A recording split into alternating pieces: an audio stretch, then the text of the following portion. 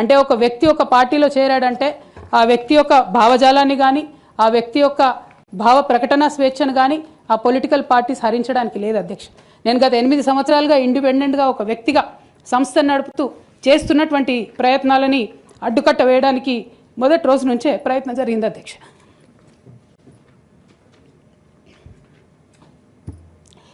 కానీ ఎక్కడ కూడా నేను తెలంగాణ బిడ్డలని తెలంగాణ ప్రజల్ని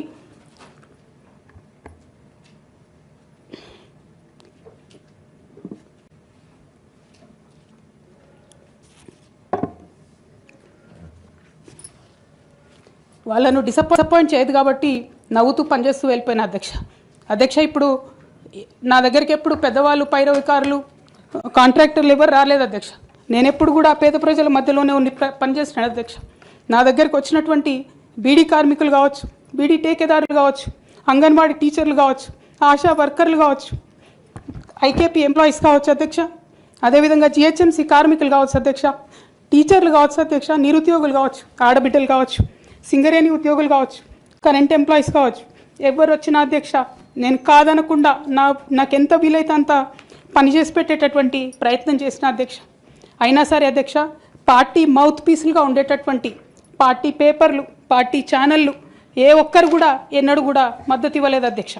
అయినా సరే ధైర్యం వదులుకోకుండా మొక్కువని ప్రయత్నంగా నేను ప్రయత్నం చేస్తూనే వెళ్ళాను అధ్యక్ష. తెలంగాణ రాకముందు బీఆర్ఎస్ ప్రభుత్వం ఏర్పడకముందు ఒక మాట అనుకున్నాం అధ్యక్ష. కేసీఆర్ గారే పదే ఈ మాట చెప్పారు. ఉమ్మడి రాష్ట్రంలో మనకు కాంట్రాక్ట్ వ్యవస్థ వచ్చింది, మరి కాంట్రాక్ట్ ఎంప్లాయీస్తోని అవుట్సోర్సింగ్ ఎంప్లాయీస్తోని దేశానికి నష్టం జరుగుతుంది, రాష్ట్రానికి నష్టం జరుగుతుంది, అందరికన్నా ఎక్కువ తెలంగాణ యువకులకు నష్టం జరుగుతుందని చెప్పారు అధ్యక్ష.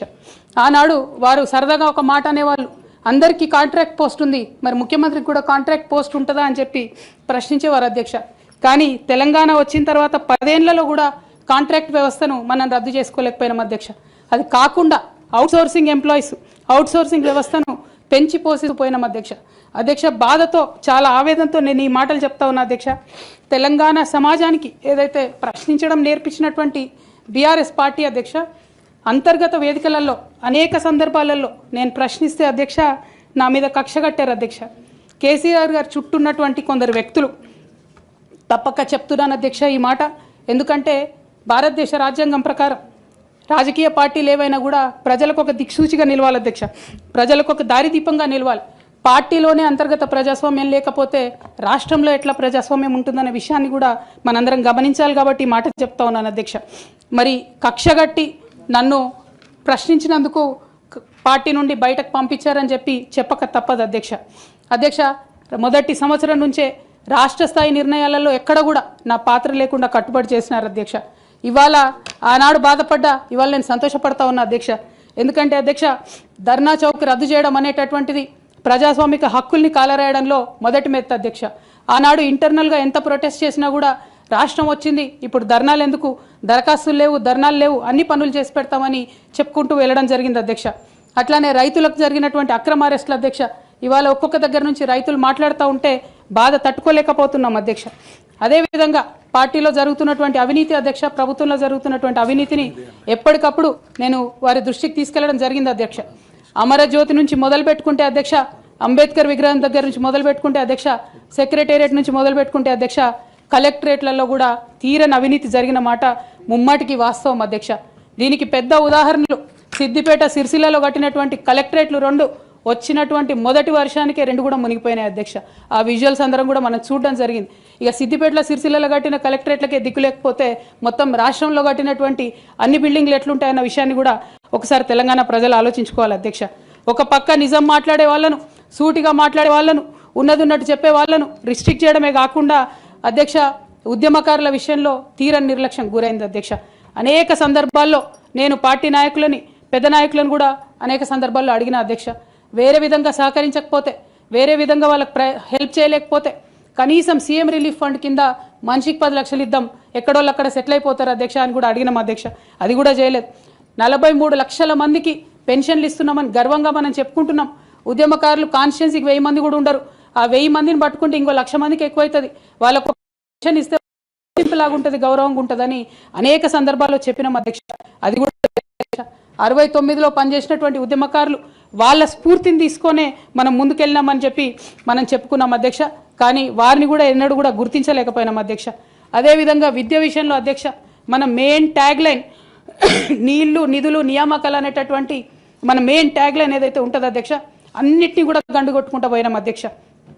విద్య విషయంలో నియామకాల విషయంలో అన్ని విషయాల్లో అదే జరిగింది అధ్యక్ష. అదేవిధంగా కొందరు ప్రజాప్రతినిధులు చేస్తున్నటువంటి దురాగతాలని కూడా ఎప్పటికప్పుడు నేను అధిష్టానానికి చేరవేసిన అధ్యక్ష. దాని మీద ఎటువంటి చర్యలు లేవు అధ్యక్ష. దానికి ప్రత్యక్ష నిదర్శనం ఇసుక దందాల్లో చేసినటువంటి అక్రమాలతోని నేరేళ్ల లాంటి దురాగతాలు జరిగినాయి అధ్యక్ష. దళిత బిడ్డల మధ్యలో అనవసరంగా బలైపోయినారు అధ్యక్ష. కానీ దాని మీద కూడా ఎటువంటి చర్యలు తీసుకోకపోవడం, అది అప్పుడు బీఆర్ఎస్ ప్రభుత్వం తీసుకోకపోవడం, ఇప్పుడు కాంగ్రెస్ ప్రభుత్వం చర్యలు తీసుకోకపోవడం కూడా చాలా దారుణం అధ్యక్ష. బోధన్ షుగర్ ఫ్యాక్టరీ అధ్యక్ష నా ప్రాంతం అధ్యక్ష, నా బోధన్ మా అత్తగారిల్లు. ఒక 10 ఏళ్లలో కనీసం ఒక 100 సార్లు అడుగుంటాం అధ్యక్ష బోధన్ షుగర్ ఫ్యాక్టరీని తెప్పియాలని చెప్పి. బోధన్ షుగర్ ఫ్యాక్టరీ విషయంలో చేసినటువంటి నిర్లక్ష్యానికి మాత్రం నేను పర్సనల్గా చాలా అవమానంగా ఫీల్ అయిన అధ్యక్ష. అయినప్పటికీ ఇప్పటికి కూడా బోధన్ షుగర్ ఫ్యాక్టరీ తెరచకపోవడం, తెలంగాణ వచ్చి కూడా మా బోధన్ బిడ్డలకు న్యాయం జరగలేదన్న విషయం అర్థమవుతా ఉంది అధ్యక్ష. అదేవిధంగా అధ్యక్ష కేసీఆర్ గారి దగ్గర మాట్లాడే ధైర్యం నాకు ఒక్కదానికే ఉంది కాబట్టి అధ్యక్ష ఈ అన్ని అంశాలు నేను ఎప్పటికప్పుడు అడుగుతూ వెళ్ళిన అధ్యక్ష. సరే పర్సనల్గా వారు నాకు తండ్రి, పార్టీ అధ్యక్షులు, ఒక 2 విషయాలు చేసినా ఒక 2 విషయాలు చేయకపోయినా నడుస్తుంటుంది పార్టీ అన్నప్పుడు, ఇంత పెద్ద వ్యవస్థ ఉంటే అనుకోవచ్చు అధ్యక్ష. కానీ కింద ఉండేటటువంటి అనేక వ్యక్తులు కంటిన్యూస్గా దురాకతలు చేస్తుంటే కూడా మరి చూసుకోకపోతే కరెక్ట్ కాదు అధ్యక్ష. అదేవిధంగా టీఆర్ఎస్ నుండి బీఆర్ఎస్గా మారుస్తామనేటటువంటి ఒక కీలకమైన నిర్ణయం తీసుకోవడం జరిగింది అధ్యక్ష. ఆనాడు కూడా ఆ మీటింగ్ నేను అటెండ్ అవ్వలేదు అధ్యక్ష. నేను ఒప్పుకోలేదు, ఈ పేరు మార్పుకు ఒప్పుకోలేదు, నేషనల్ పాలిటిక్స్లోకి వెళ్ళడం కూడా నేను ఒప్పుకోలేదు అధ్యక్ష. అంటే ఒక మాట అధ్యక్ష, ఇట్లాంటి హౌస్లో చెప్పొచ్చో లేదో కానీ తెలంగాణలో ఏం పీక్ కట్టలు కట్టినామని నేషనల్కి పోయి చేస్తాం అధ్యక్ష. మనం ఎన్ని పనులు మిగిలినాయి అధ్యక్ష తెలంగాణలో చేయాల్సినాయి? 2 పెద్ద రివర్స్లో, ఒక పక్క గోదావరి, ఇంకో పక్క కృష్ణ, 1,89,000 కోట్లు ఖర్చు పెట్టినాం అధ్యక్ష. కొత్తగా ఇచ్చిన ఆయకట్టు ఎంత అంటే 14 లక్షల ఎకరాలు అధ్యక్ష. 1,89,000 కోట్లు అంటే ఎంత అధ్యక్ష? 1,00,000 కోట్లు ఖర్చు పెడితే 20 లక్షల మంది పేద ప్రజలకు ఇంటికి 5 లక్షలు వేసుకున్నా 20 లక్షల మందికి పేద ప్రజలకు ఇల్లు ఇవ్వచ్చు అధ్యక్ష మనం. కానీ 1,89,000 ఖర్చు పెడితే అధ్యక్ష జరిగింది ఎవరికి, ఒరిగింది ఎవరికంటే ఒక వ్యక్తి 1989లో కంపెనీ పెట్టుకున్న ఆయన మన తెలంగాణ వచ్చిన తర్వాత ఫోర్బ్స్ జాబితా ఉంటుంది అధ్యక్ష, దాంట్లో 45వ స్థానం ఒక కాంట్రాక్టర్ దక్కించుకున్నాడు అధ్యక్ష. అంతకుమించి జరిగింది ఎవరికి ఏం లేదు అధ్యక్ష. ఇండ్లు లేని పేద ప్రజలకు ఇండ్లు రాలే అధ్యక్ష. కానీ ఆ కంపెనీకి మాత్రం 1,02,666 కోట్ల విలువైన ప్రాజెక్టులు ఒకటే కంపెనీకి పోయింది అధ్యక్ష. ఇది ప్రైవేట్ విషయం అని అనిపించవచ్చు అధ్యక్ష, కానీ తెలంగాణ రాష్ట్రం తెచ్చుకున్నదే ట్రాన్స్పరెన్సీ కోసం, తెలంగాణ రాష్ట్రం తెచ్చుకున్నదే అకౌంటబిలిటీ కోసం, తెలంగాణ రాష్ట్రం తెచ్చుకున్నదే ఇండిపెండెన్స్ కోసం. ఇవేవి లేనటువంటి తెలంగాణ రాష్ట్రాన్ని మనం ఊహించని కూడా ఊహించలేము అధ్యక్ష. చూసుకుంటూ ఊరుకోవడం కూడా సరికాదు అధ్యక్ష. అదేవిధంగా అధ్యక్ష ఇంకో పక్క తెలంగాణను పదే మోసం చేస్తున్నటువంటి భారతీయ జనతా పార్టీ అధ్యక్ష ఒక్క ప్రాజెక్ట్ కూడా నేషనల్ ప్రాజెక్ట్ హోదా ఇయ్యలేదు అధ్యక్ష.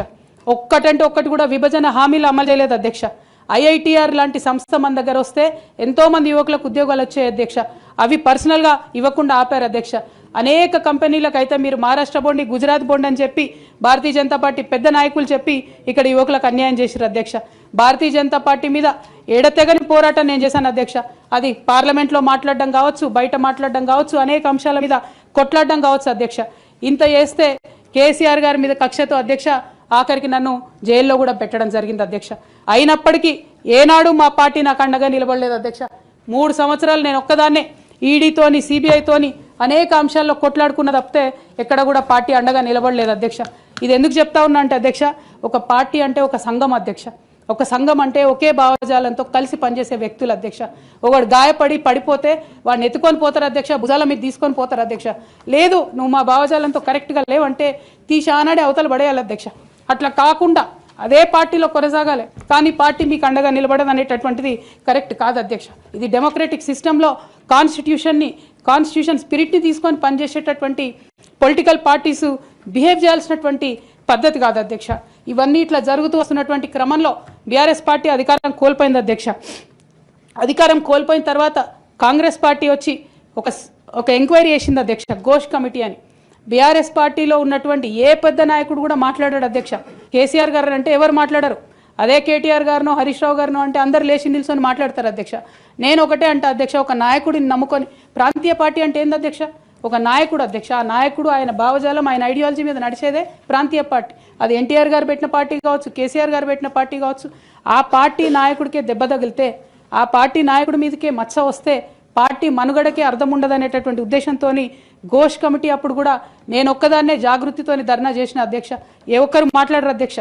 ఆ తర్వాత అర్ధరాత్రి 2 గంటలకు కాంగ్రెస్ ప్రభుత్వం అసెంబ్లీలో సిబిఐ ఎంక్వైరీకి ఇస్తామంటే కూడా తెల్లారి 12, 1 గంటలు 2 గంటల వరకు కూడా మా బీఆర్ఎస్ పార్టీలో ఒక్క పెద్ద నాయకుడు కూడా మాట్లాడాడు అధ్యక్ష. కేసీఆర్ గారిని ఏమన్నా మాట్లాడారు అధ్యక్ష. మరి అట్లాంటి పార్టీ ఎందుకు ఉండాలి, ఉంటే ఏంది పోతే ఏందని నేను ప్రెస్ మీట్ పెట్టి బలంగా మాట్లాడిన అధ్యక్ష. నేను మాట్లాడలేదని నేను అంటలేను అధ్యక్ష. డెఫినెట్గా అవినీతి పరుల పేరు చెప్పిన, నేను హరీష్ రావు గారి పేరు చెప్పిన, వారి టీంలో ఉన్న అందరి సభ్యుల పేరు చెప్పిన అధ్యక్ష. ఇప్పుడు కూడా చెప్తాను అధ్యక్ష. కానీ అధ్యక్ష చెప్పిన తర్వాత తెల్లారి 2 గంటల లోపల నన్ను సస్పెండ్ చేసిండ్రు అధ్యక్ష. నేను ఒకటే కోరుతా ఉన్నా అధ్యక్ష. ఇందాక నేనైతే representation of peoples act quote చేసినాను అధ్యక్ష.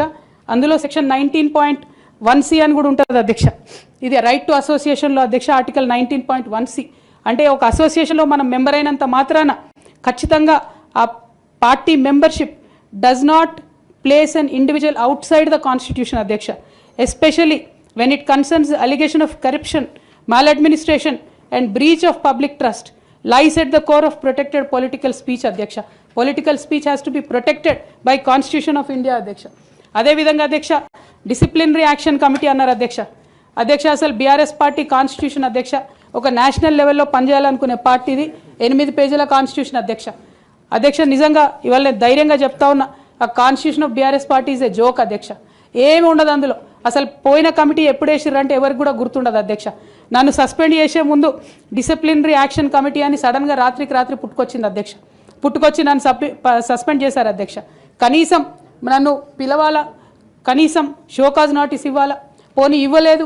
ఎమర్జెన్సీ పవర్స్ వాడి అధ్యక్షుల వారే సస్పెండ్ చేశారు అనుకుంటే తర్వాత కనీసం ఫైనాలిటీ ఆఫ్ ద ఆర్డర్ కోసం అధ్యక్ష అపిలేట్ రూట్ తీసుకుంటే కనీసం తర్వాత ఎక్స్ప్లెనేషన్ అడగాలి అధ్యక్ష. ఎటువంటి పద్ధతి లేదు అధ్యక్ష. ఒక పార్టీ నడిపే పద్ధతి డెఫినెట్గా ఇది కాదు అధ్యక్ష. అవసరం అనుకుంటే నేను లీగల్గా ఛాలెంజ్ చేయొచ్చు, కానీ నేను ఛాలెంజ్ చేయను అధ్యక్ష. ఎందుకంటే ఎటువంటి పద్ధతి లేనటువంటి బీఆర్ఎస్ పార్టీ నుండి, ఎటువంటి నైతికత లేనటువంటి బీఆర్ఎస్ పార్టీ నుండి దూరం అవుతున్నందుకు ఇవాళ నేను చాలా సంతోషిస్తున్నా అధ్యక్ష.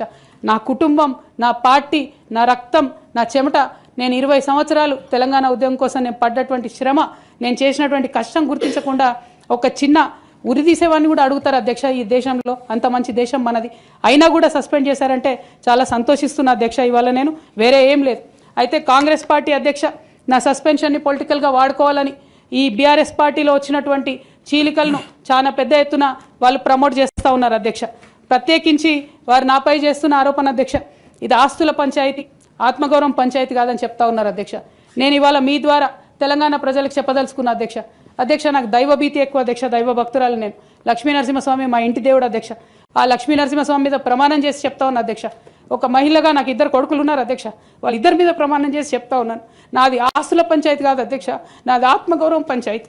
నేను ఏ విషయమైనా, ఉద్యమకారుల విషయమైనా, బీసీల విషయమైనా, మహిళల విషయమైనా ఏదైనా నిలదీసి అడిగినా అధ్యక్ష, రేపు కూడా అడుగుతా అధ్యక్ష. అందులో ఎట్టి పరిస్థితులలో కాంప్రమైజ్ అయ్యే విషయమే లేదు అధ్యక్ష. ఈ సందర్భంగా తమరికి కూడా నేను ఒక మాట చెప్తా ఉన్నా అధ్యక్ష. మన రాష్ట్రంలో 17 లోక్సభ స్థానాలు ఉంటాయి అధ్యక్ష, ఒకటే ఒక ఉమెన్ ఎంపీ అధ్యక్ష. 119 అసెంబ్లీ సీట్లు ఉంటాయి అధ్యక్ష. అన్ని పార్టీలు కలిపి 8 మంది ఉన్నారు అధ్యక్ష మహిళలు. 40 మంది ఉన్న ఈ శాసన మండలిలో 3 ఉన్నాం అధ్యక్ష లేడీస్. మేము ఇక నేను పోతే 2 మిగులుతారు అధ్యక్ష. కానీ ఎంత అన్యాయం అంటే అధ్యక్ష, ఎంత చిన్న చూపు అంటే మహిళలు అంటే పొలిటికల్ పార్టీస్కైనా ఆఖరికి కౌన్సిల్ కూడా అధ్యక్ష. నేను నిన్న మొన్న ఫామ్స్ సైన్ చేస్తున్నా అధ్యక్ష, ఎక్కడా కూడా సభ్యురాలని లేదు అధ్యక్ష. ప్రతి చోట కూడా సభ్యుడనే ఉన్నది. తమరన్న దయచేసి మార్చాలి అధ్యక్ష. ఈ మొత్తం 4 కోట్ల మంది ప్రజల్లో అధ్యక్ష మహిళల యొక్క పర్సెంటేజ్ అధ్యక్ష మన రాష్ట్రంలో ఇంత అధ్యక్ష 0.00003% అధ్యక్ష. ఇది మాకుండే రాజకీయమైనటువంటి రిప్రజెంటేషన్ అధ్యక్ష. రాజకీయంగా ప్రజల మధ్యలో కానీ పార్టీల మధ్యలో కానీ మాకున్నటువంటి రిప్రజెంటేషన్తో మేము ఆడవాళ్ళ కష్టాలు ఎవరికి చెప్పాలి అధ్యక్ష. ఒకనాడు కేసీఆర్ గారు అన్నారు అధ్యక్ష, ఈ దేశ రాజ్యాంగాన్ని మార్చాలి, మహిళలకు సమాన హక్కులు కావాలని.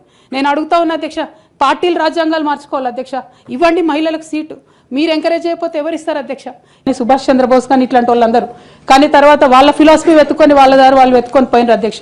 పార్టీలు వేరైనంత మాత్రాన, దారులు వేరైనంత మాత్రాన అధ్యక్ష లక్ష్యం ఒకటే కాదని కాదు అధ్యక్ష.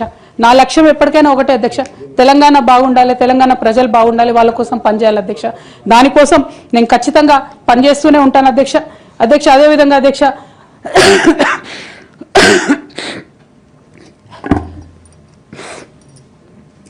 బీఆర్ఎస్ పార్టీ వైఫల్యాల్ని ఎండగడుతూ సక్సెస్ అయినటువంటి కాంగ్రెస్ పార్టీ అధ్యక్ష కంప్లీట్గా వాళ్ళు కూడా అన్ని అంశాలను ఇగ్నోర్ చేసినారు అధ్యక్ష.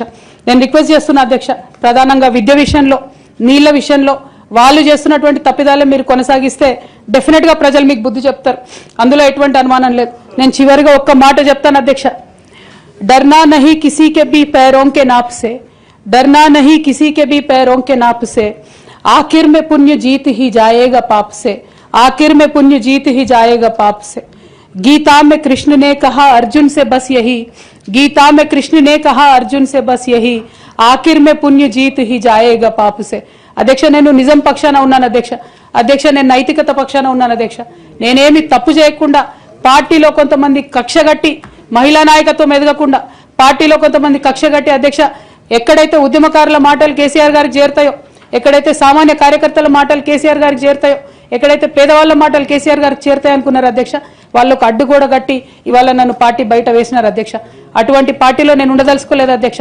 కాకపోతే మీతో నేను రిక్వెస్ట్ చేస్తా ఉన్నా అధ్యక్ష, ఏ పొలిటికల్ పార్టీ అయినా అధ్యక్ష రాజ్యాంగాన్ని స్ఫూర్తిగా తీసుకొని పనిచేయాలి అధ్యక్ష.